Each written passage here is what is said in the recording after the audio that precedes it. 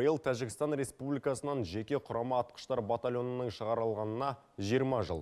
Шығыс Қазақстан облысының тумасы Раджан Батырхановтың ерлігі әрқашан әріптестерінің есінде. Толығырақ келесі бейнезүкте.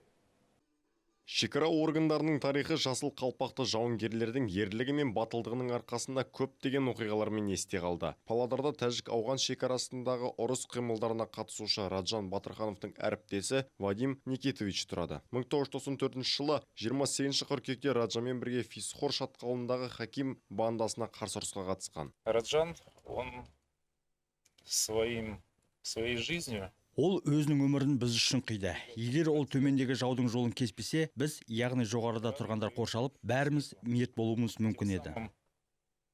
Если бы он это не совершил, Раджан Батырханов нағыз ерлік жасады. Жолдастарының өміріне қауіп төніп тұрғанын түсініп, ол жау күшін өзіне қабылдап, әскери міндетін батыл орындады. Батырханов Раджан вообще перед Таджикстаном. Раджан Батырханов Тәжікстан алдына пулеметпен оқ атудан басым түсті. Керемет мерген еді. Осы шеберлік пен біліктілігінің арқасында ол жау күштерін тоқтата алды.